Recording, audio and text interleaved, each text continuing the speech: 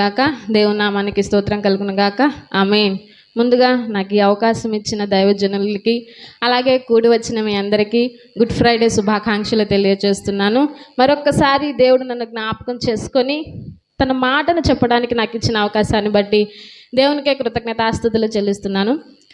యేసుక్రీస్తు ప్రభువారు సిలువలో పలికిన ఆఖరి మాట అనగా 7వ మాట లూకా సువార్త 23వ అధ్యాయము 46వ వచనము. లూకా సువార్త 23వ అధ్యాయము 46వ వచనం.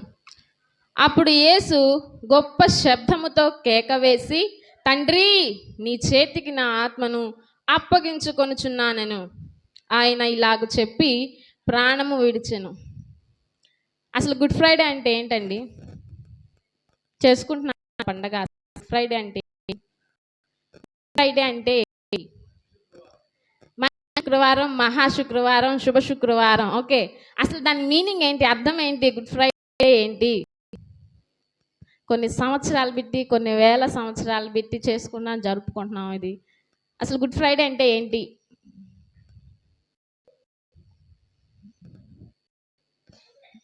ఆయన సిలువ పడ్డారు. ఓకే, గుడ్ ఫ్రైడే అదంతా తెలిసిన పద్ధతి, తెలిసిన నానుడి మాట. ఆయన మన కోసం వచ్చాడు, పాపం కోసం సిలువ వేశాడు, ఇంతవరకు తెలుసు. అసలు ఎందుకు వచ్చారు ఆయన, దేనికి వచ్చారు, గుడ్ ఫ్రైడే అనేది ఎందుకు జరుపుకుంటున్నాం మనం? అసలు మంచి శుక్రవారం అంటే ఒక మనిషి చనిపోవడం అనేది మంచా? ఒక మనిషి చనిపోవడం అనేది మంచా? మరి మనం మంచి శుక్రవారం అనుకుంటున్నాం దాన్ని? చెప్పండి. కొన్ని వేల ప్రసంగాలు విన్నాం, మనం సంవత్సరాలు పెట్టి సన్నిధికి వస్తున్నాం, పాస్టర్ గారు చాలాసార్లు చెప్పారు, చాలా చోట్ల కూడా మనం విన్నాం. శుభ శుక్రవారం అంటే ఏంటి? ఒక మనిషి చనిపోవడం అనేది శుభ శుక్రవారం అవుతుందా? ఎలా?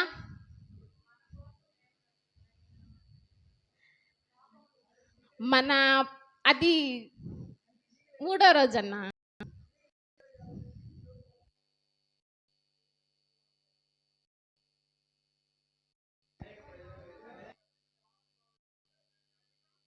చనిపోయారు కాదని నేను అంటలేదు, చనిపోయారు. అది అందరికీ తెలిసిన నానుడి. ఆయన చనిపోవడం వల్ల ఏమైందంటే మనకి పరలోక రాజ్యానికి మార్గం ఏర్పడింది, ద్వారం అనేది ఏర్పడింది. ముందు ద్వారా మనకి పరలోక రాజ్యం అనేది ఉంది. మనం నీతిగా బతికితేనే, యథార్థంగా బతికితేనే, ఈ దానియేలు, యేసేపు వీళ్ళందరూ యథార్థంగా బతికారు, తప్పులు చేశారు, అయినా వాళ్ళు పరలోక రాజ్యానికి చేర్చబడ్డారు.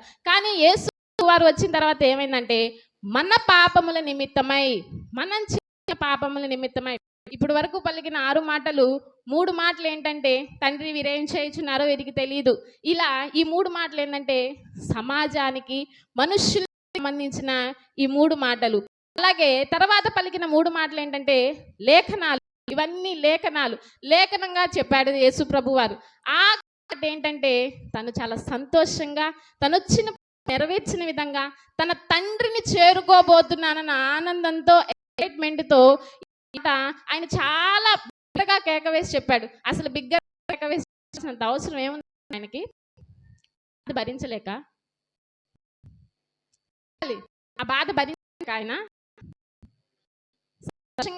ఆయన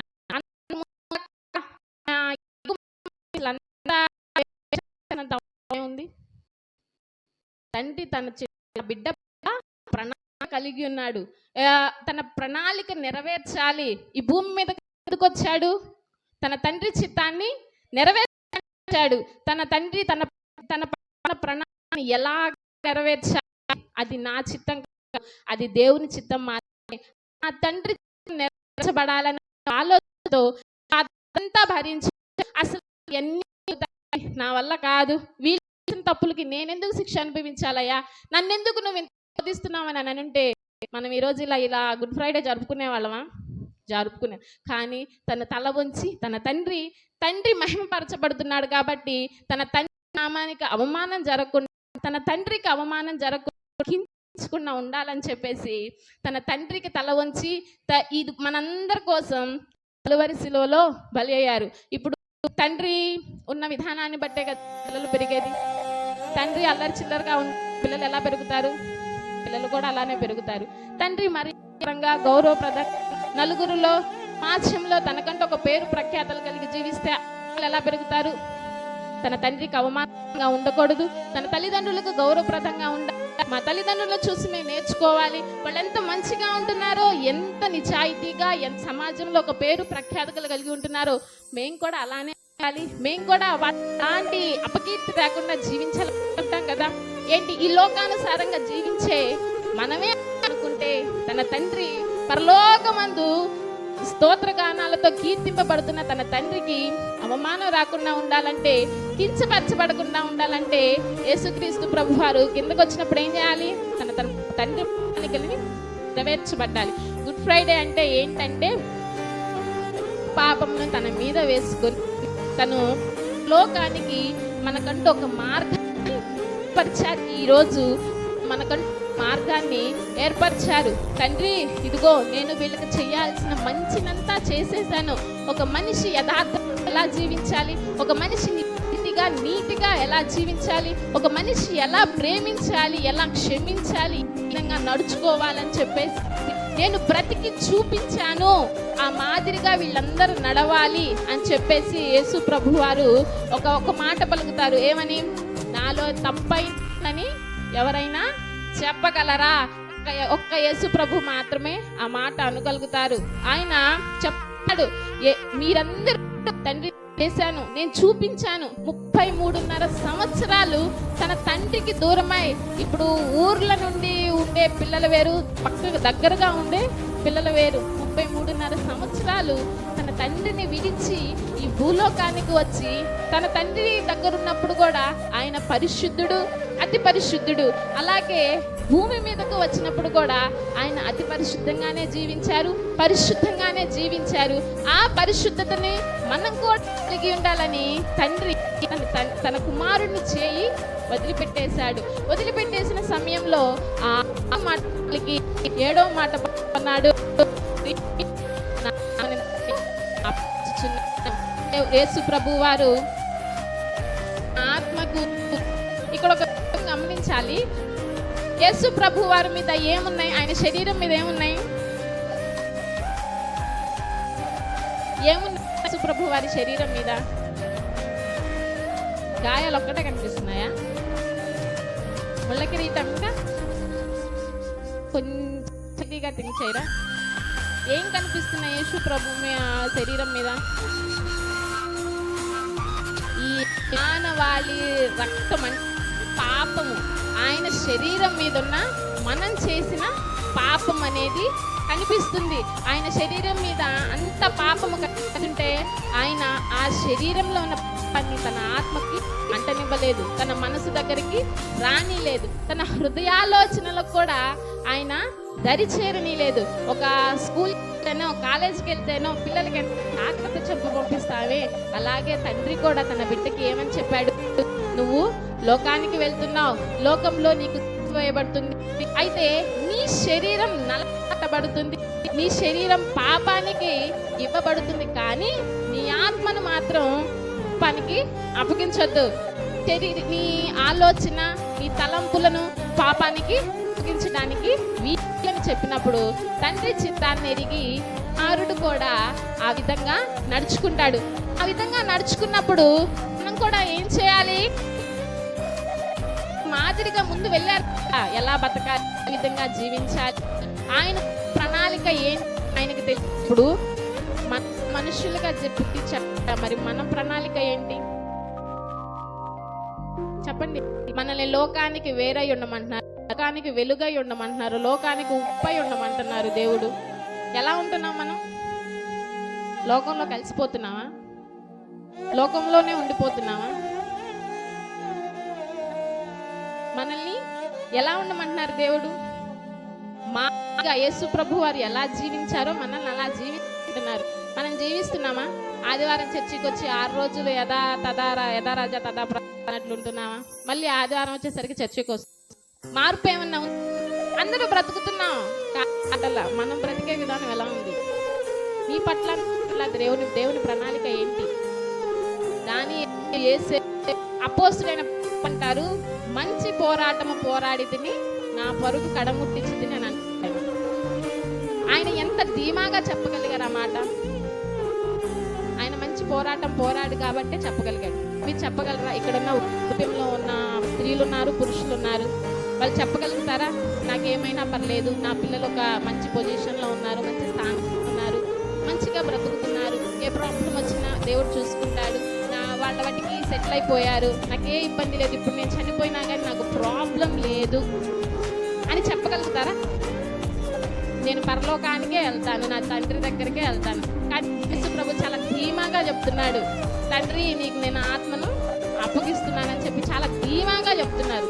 మనం చెప్పగలుగుతామా? దేవునికి దగ్గరగా ఉన్నప్పుడు, యేసు ప్రభుని చూసి ఆయన మాదిరిగా మనం బ్రతుకుతున్నప్పుడు ఖచ్చితంగా చెప్పగలుగుతాం అన్నమాట. చెప్పలేము అనేటైతే ఉండదు. యేసు ప్రభువుకి దగ్గరగా, ఆయనకు అనుగుణంగా, ఆయనకి ఇష్టానుసారంగా నడిచే విధానంలో ముళ్ళుంటాయి, అవమానాలు ఉంటాయి, నిందలుంటాయి, దూషణలు ఉంటాయి, అన్నీ ఉంటాయి. అవన్నీ దాటడానికి కూడా దేవుడు శక్తినిస్తాడు. అవన్నీ దాటి మనం నడిచినప్పుడే ఆయన మార్గంలో మనం నడుస్తున్నట్టు లెక్క. మరి ఇక్కడ ఎంతమంది వృద్ధాప్యంలో ఉన్న వాళ్ళు ఉన్నారు, నడి వయస్కు వాళ్ళు ఉన్నారు, యవ్వన ప్రియులు ఉన్నారు, చిన్న పిల్లలు ఉన్నారు. అందరూ ఎలా బ్రతుకుతున్నాం, ఏ విధంగా బ్రతుకుతున్నాం? పండగ అంటే పండగ చేసుకొని తెల్లారి మామూలుగా అయిపోవటం కాదు. చెప్పున్న ప్రతి మాట నెరవేరుస్తున్నామా? మనం ఆచరిస్తున్నామా? ఫలానా ఒక మనిషి వచ్చి వాక్యం చెప్తే భలే చెప్పారు, బాగా చెప్పారు. ఏం చెప్పారు? మీరేం నేర్చుకున్నారు అందులో? మనమేం నేర్చుకున్నాం? నేర్చుకున్న దాన్ని ఆచరిస్తున్నామా, పాటిస్తున్నామా? అది పాటిస్తేనే కదా ఆయన బాగా చెప్పాడనేది తెలిసేది. అది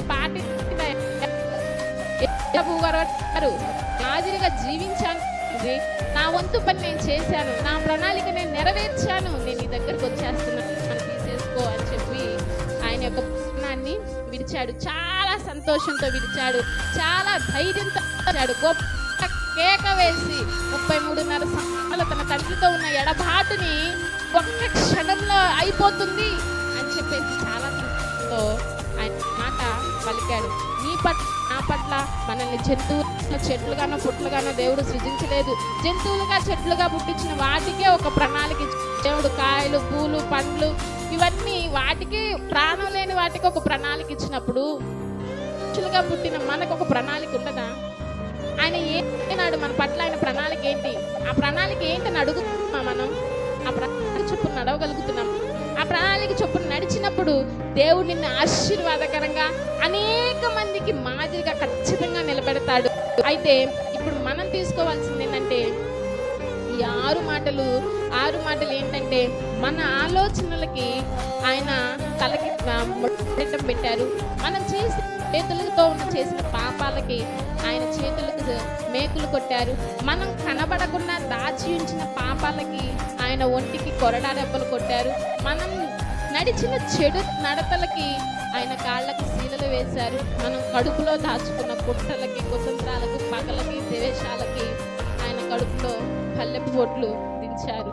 ఇంత బాధను మనందరి కోసం అనుభవించారు ఆయన. అంత అనుభవించిన ఆయన కోసం మనం ఏం చేస్తున్నాం? ఒక్కసారి ప్రశ్నించుకోండి. సామాన్య ప్రార్థన వాళ్ళలా ఉండటానికి వీల్లేదు. ప్రార్థనకు వెళ్తున్నాం, నామకార్థపు క్రైస్తవు ఉండడానికి వీల్లేదని దేవుడు కోరుకుంటున్నారు. మీరు అనేక మందికి మాదిరిగా ఉండాలి, అనేక మందికి ఆశీర్వాదకరంగా ఉండాలి. మిమ్మల్ని చూసి నలుగురు రక్షించబడాలి. క్రైస్తవం అంటే ఇది తెలుసుకోవాలని దేవుడు చాలా ఆశపడ్డాడు. అట్లా ఒక గొప్ప ముందడుగడానికి సహాయం చేస్తాడు. నాకు ఈ అవకాశం ఇచ్చిన